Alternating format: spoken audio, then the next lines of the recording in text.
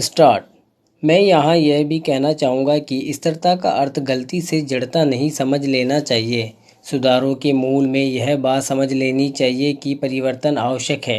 भारत में स्वतंत्रता प्राप्ति के बाद से हम जिस आर्थिक नीतियों पर चले, उनमें हम विकास के एक ऐसे सोपान पर पहुँच गए हैं कि जिससे 2001 में हमारा काम अच्छी तरह से चल रहा। इससे पहले भी परिवर्तन की आवश्यकताएं अनुभव की गई थी और 80 के दशक के अंत में परिवर्तन शुरू किए गए।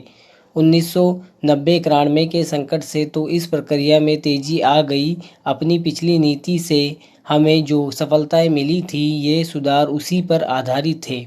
यदि हम 1991 में नियमनों को दूर कर सके और उदारीकरण को जो जारी कर सके, तो इसका कारण यह था कि प्रधानमंत्री के बौद्धिकतावादपूर्ण मार्गदर्शन में स्वतंत्रता प्राप्ति के बाद से हमारी अर्थव्यवस्था के विभिन्न क्षेत्रों की प्रगति करके एक आंतरिक शक्ति प्राप्त कर ली थी।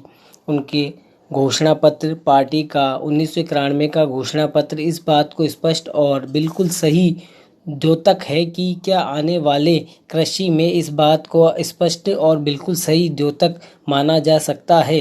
अपनी प्रगति के फलस्वरूप हम आत्मनिर्भर होते हैं। हमारे उद्योग इतने मजबूत बन गए थे कि बाहर के विदेशी संपर्क को वे झेल सके। प्रतियोगिता के क्षेत्र में भी और सहयोग के क्षेत्र में भी हमारी नीति एक निरंतरता बनी रही है, जिसके परिणाम स्वरूप हम अपने सुधारों के लिए आधार मिला है। जो नई आवश्यकताएं आ रही थी और जो वास्तविकताएं सामने दिख पड़ी थी, ये सुधार उन्हें देखते हुए किए गए। मुझे यह कहने में कोई संकोच नहीं है कि भविष्य में भी हमारा सुधार का प्रक्रिया हमेशा के लिए जारी रहेगा। मुझे यह कहने में कोई संकोच नहीं है कि भविष्य में सिलसिला इस बात पर निर्भर करेगा कि हमारे सामने कई घरेलू ज़रूरतें आ रही हैं। जैसे जैसे हम इन सुधारों पर चलते जाएंगे, तो जहां कहीं उनकी कमियां नज़र आएगी, उन्हें दूर करने की चेष्टा की जाएगी।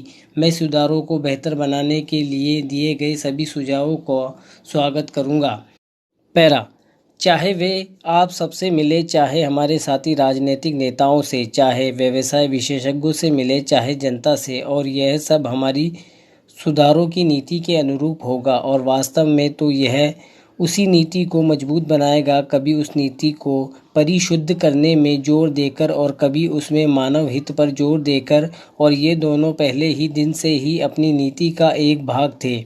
इस संबंध में मैं हाल में उस वाद विवाद की चर्चा करना चाहूँगा जिसमें सुधारों की आलोचना की गई है। यह कहा गया है कि नई नीतियों से जनता के अपेक्षाकृत गरीब वर्गों को कोई लाभ नहीं हुआ। कॉलेज के दिनों में मैंने इस बात का अनुभव किया है कि एक दिन में एक बार खाना मिलने से क्या हो सकता है। पैरा। स्वतंत्रता प्राप्ति के बाद से सभी दशकों में सरकार ने गरीबों से जूझने की चेष्टा की है। इस समस्या पर अब तक काबू पा सकने का एक महत्वपूर्ण कारण यह भी है कि हम वृद्धि और प्रगति को इस दर से प्राप्त नहीं कर सकते हैं जो पर्याप्त उचित हो। इस वृद्धि और प्रगति के जो लाभ पहुँचे हैं, उनसे समस्या हल नहीं की जा सकती है। इन सुधारों का उद्देश्य यह है कि हमारी वृद्धि की दर की रफ्तार तीव्र हो जाए, परंतु चूंकि वृद्धि के लाभ पहुंचाने में काफ़ी समय लगता है, इसलिए मैंने यह फैसला किया है कि केवल गांव के स्तर पर अलग से साधनों का एक पार्श्व टीका लगाया जाए, ताकि पहले के मुकाबले गांवों के गरीब लोगों के लिए रोजगार पैदा करने तथा उनकी शिक्षा, स्वास्थ्य और अन्य सामाजिक समस्याओं का कहीं अधिक ध्यान दिया जा सके। इसके बाईपास मॉडल कहा जाने लगा, जो कि गांवों में गरीबों के एक महत्वपूर्ण कारण पर ध्यान देता है, अर्थात वर्ष भर गांवों में पूर्ण रोजगार का अभाव, जिसके फलस्वरूप रोजगार ढूंढने के लिए गांव वाले गांव छोड़कर शहरों की ओर जाने पर विवश होते हैं। विश्व भर में आज आमतौर पर सुधारों के साथ मुद्रास्फीति आदि होते हैं।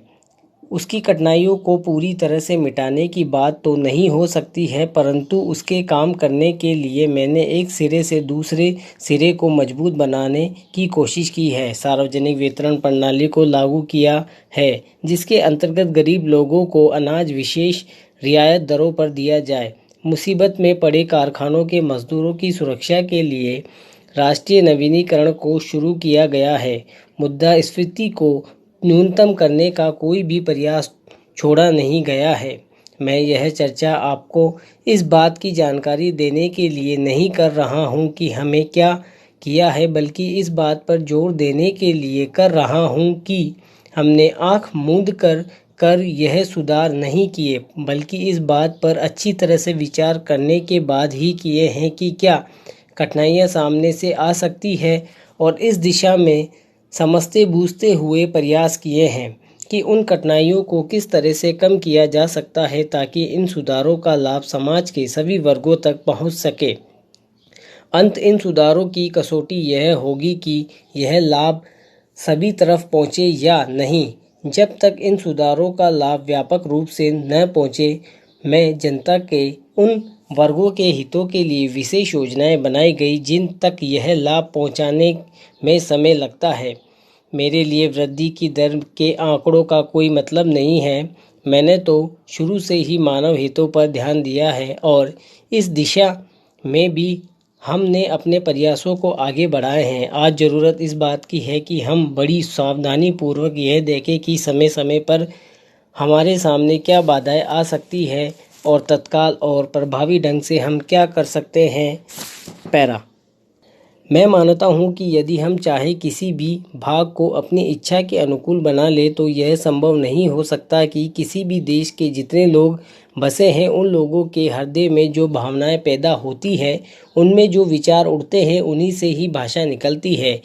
पैरा, हिंदी कहिए या हिंदुस्तानी, दोनों ही हिंदुस्तान में पैदा हुई है और आज भी चल रही है। इसलिए मैं सदा से यह बात कहता आया हूँ कि किसी विदेशी शब्दों को अपनी भाषा में ना घुसने देने का विचार बिल्कुल गलत है। यदि कोई भी जीती जागती भाषा आगे बढ़ रही है, उन्नति कर रही है, तो उसमें बाहर के शब्द आए बिना नहीं रह सकते हैं। यदि आप अंग्रेजी भाषा के किसी भी शब्दकोश को खोल कर देखें तो उसमें अंत में 20 से 25 पृष्ठ